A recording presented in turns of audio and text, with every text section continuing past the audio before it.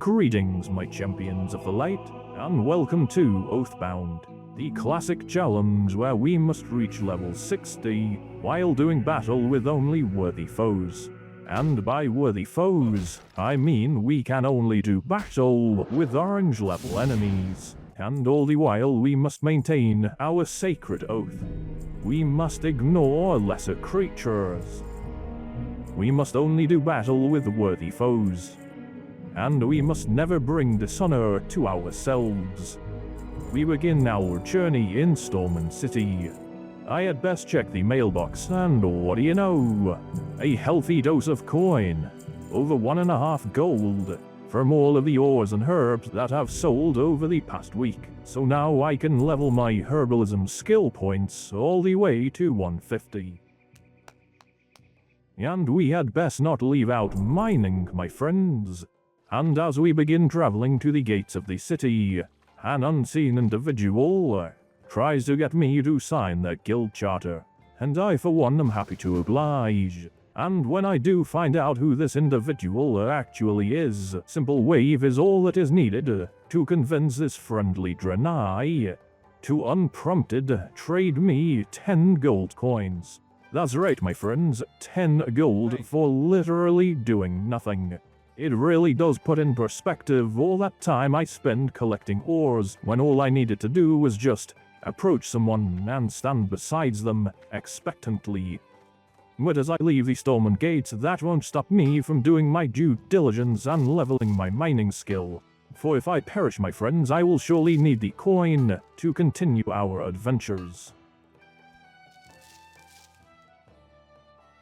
And having finally reached the border with Westfall, I have amassed a fair amount of supplies from my ventures. And now, my friends, at just level 8, we cross over into Westfall. And unfortunately, it appears that there are no quests available for a simple paladin like me. I am simply too low level. But the issue is, my friends, we are too high level to battle creatures in the Elwyn Forest. And so my first challenger is that flesh ripper that I had seen in the last episode from across the river.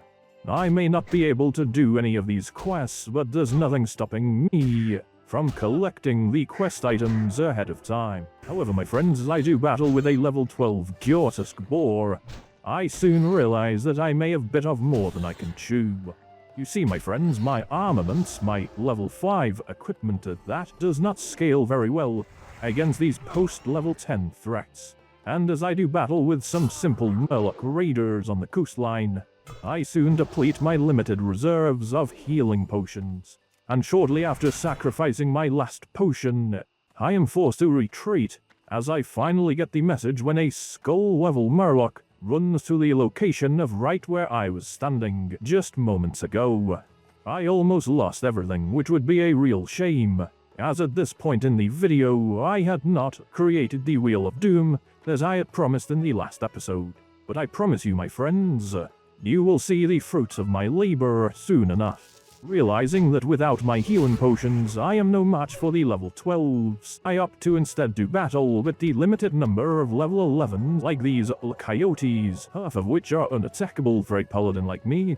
However, after coming to the rescue of a innocent night elf druid, I am blessed with a Mark of the Wild and the Thorns ability, giving me the confidence to do battle with a level 12 Harvest Golem. And let me be the first to say that without this fence, in fact, that's not all, I was going to perish anyway if it wasn't for that Protector Dolranner of the People's Militia, who came to the rescue just in time. I have severely overestimated my ability to do battle with orange level enemies. And yes, after battling a level 11, I received some nice journeyman's pants, sure to be worth quite a bit of coin. But my luck soon runs dry, as I do battle with a level 11 coyote. Protector Dolranner steals the killing blow, robbing me of the experience points that I had rightly earned. Protector Dolranner must think I'm some sort of weakling as she clears all of the level 11 creatures along the road. Great, I suppose I'll have to do my best to earn that last bit of experience points. If I can get to level 9, I will most likely unlock some quests. And after beating down a coyote, I am now level 9. And what do you know, a mage royal, I wonder how much money they go for. Finally, my friends, I reach Sentinel Hill, grab the flight path, and initiate a Hearthstone cast. Now that I am back in Stormwind City, I decide that, well, let's just say I need to stock up on some bread and ice-cold milk, as I am noticing that as I approach level 10, my passive health and mana regeneration seems to be dwindling. With my newfound coin, I decide I may as well splash out on an upgrade. But to my dismay, the giant mace requires level 10, and that was the next available upgrade for a paladin like me. And when I visit the male armor merchant, Aldrich Moore, he tells me that I need to be level 12 if I want to equip the new chainmail gear, meaning my luck has run dry when it comes to purchasing upgrades from vendors. But there may be one last avenue open to me, especially with the new influx of gold coin that I receive from my new guildmaster. I take a moment to auction my belongings, including the copper ore, which I am pleased to see is going for a much higher price this time. And then I search for two-handed maces, where I discover a glorious weapon indeed, the spiked club of the gorilla. It does the same damage as that level 10 mace, but it also has intellect and strength, which will improve my mana pool, while improving my ability to deal damage. But that's not all. I find several more upgrades available on the auction house, and after purchasing a couple of cheap deals on some runecloth bags, I even splash out and buy some elixirs, and even some very cheap healing potions. And these upgrades are most wonderful indeed. War-torn hand grips to replace my gloves, a veteran girdle to replace my belt, a brand new chestplate, and some ruined copper pants. I'm looking quite powerful if you ask me, and with our abundance of supplies and some new armaments, I make my way back to Westfall. Brian Stoutmantle tasked me with doing battle with 15 Defias trappers and 15 Defias smugglers, and the first thing I do is test my new equipment. I apply my weightstone to my new weapon, I chug some elixirs, and then I engage in battle with a level 12 Gortusk. And let's just say I didn't even need to cast a single heal or use a healing potion. Strong enough to beat down a level 13 Gortusk, where I even held my potion until the very end to prove that I am worthy. Farmer Philbrow tasks me with finding his pocket watch, and even offers to supplement my supply of bread and milk if I am successful. And his wife tasks me with finding some sacks of oats so that she can feed the horse. And if I come across any on my adventures, I will be sure to grab them. But for now, my friends, I shall do battle with these orange-level beasts that inhabit Westfall, and collect as many reagents as I can for the Westfall stew and Gortusk liver pie quests. But not without grabbing some oats along the way. Eventually, my friends, I come to the realization that honestly, I can probably get these reagents at any time, as if I outlevel these low-level boars and flesh rippers, I will simply find the higher-level variants further south in Westfall, at a later date. But there is one quest that I need to do right now. As a level 9 paladin, following the Holy Oath, I cannot do battle with any creature that is not an Omega-level threat. And considering I must do battle with at least 15 of these smugglers and trappers, I had best get started on this quest before I outlevel it. And with my new armaments, my friends, now is a great opportunity to find out if I can take on 2 orange-level enemies. And it turns out, my fellow crusaders, that providing I get off to a good start, and can burn one of these fiends down quickly, then yes, I can take on 2 at once, allowing me to break my way into the barn, where I discover yet more Defias smugglers for my quest, and even a battered treasure chest containing some copper ore, and a huge supply of oats. After running out of smugglers and trappers, I visit the Jangleode mine, infested with Defias dogs, and I make quick work of these Defias fiends, and all seems well until I realize that some of these Defias smugglers are actually level 11, which are only yellow-level enemies, meaning, according to the rules of the Sacred Oath, I cannot do battle with them. And so instead I am forced to utilize some trickery to lure the Defias bandits apart from one another. However, my friends, it is not long before I run out once more of Defias creatures, and as I return to the barn, I am dismayed to find that it is being guarded by a level 14 Defias looter. It appears they finally got the message and decided to up the protection on their supplies, which is unfortunate, and so I make my way to the Molson farm, narrowly avoiding being cut apart by this harvest watcher. But as I look around, I soon realize that the smugglers here have already been dealt with, and most of the other smugglers are only level 11, and anything that isn't level 11, well, it's a Defias trapper.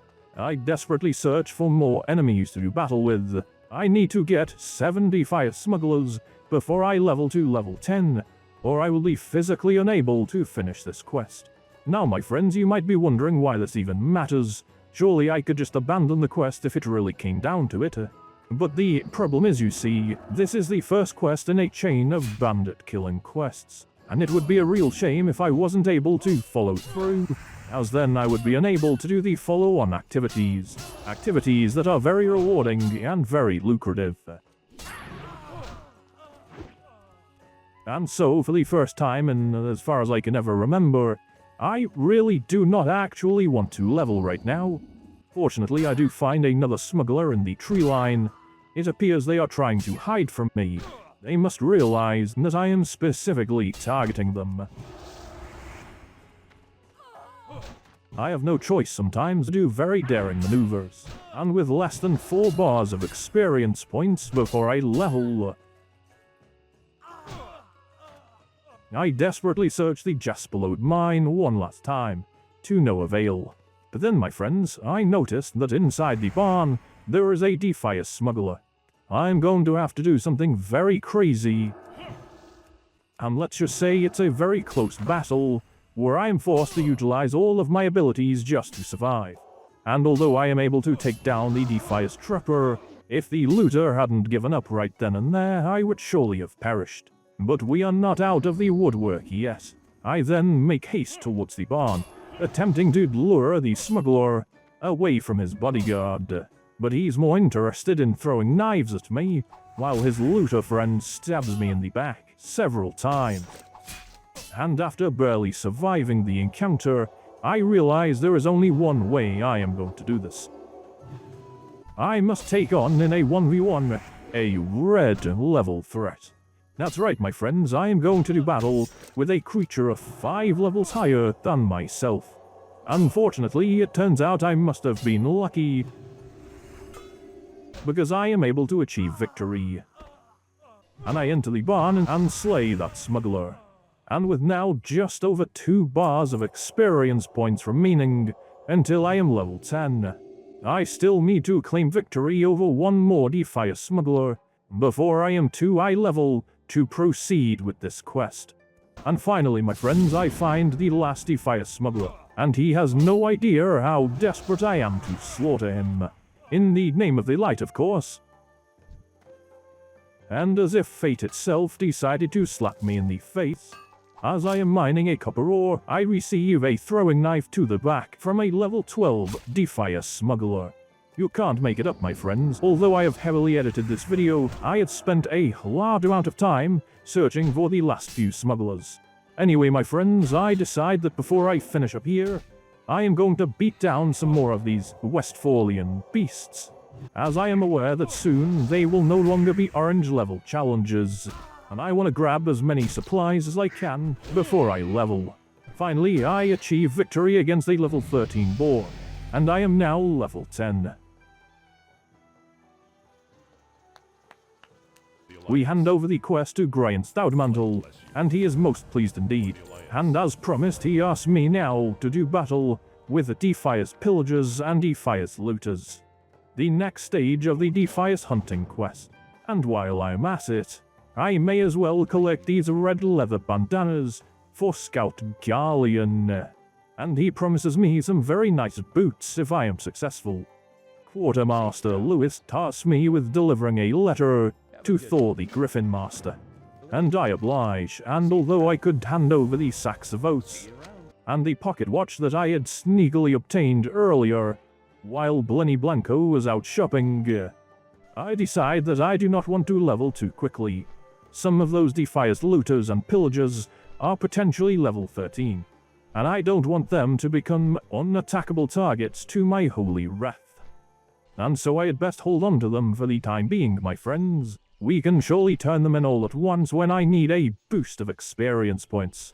For now, we return to Stormwind City and do a little bit of auctioning, as well as vendoring some junk, before we finally make the journey to the Cathedral of Light, where I discover Lord Grayson Shadowbreaker, a fearsome paladin indeed, and for a very reasonable price. I train a new rank of Devotion Aura, bringing my passive armor boost from 55 all the way to 160. I also gain the Blessing of Protection, which could be very useful if my Divine Protection is on cooldown. Next I learn an upgrade on Seal of Righteousness, which is sure to be useful in the future for a paladin like me. But most importantly, my friends, I learn Lay on Hands.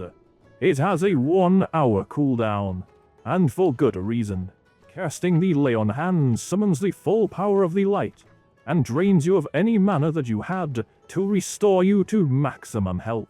And so, imagine if I am low on mana and my healing potion is on cooldown.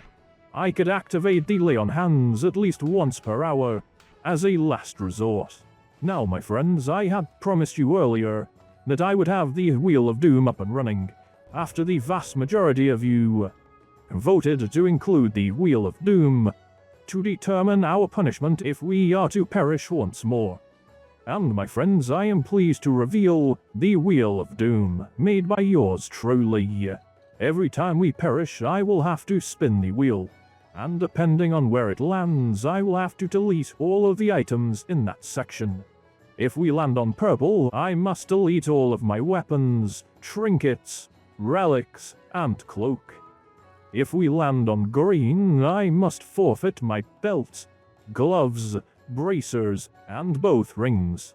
And finally, if we land on blue, I must destroy my helm, shoulder pads, chest, and necklace. And so, my friends, I believe this will be more reasonable for a paladin like me. As we get higher level, it could become an impossible setback if I had to delete everything. And if you enjoyed this adventure, please consider giving the video a like and subscribing. And always remember, light be with you.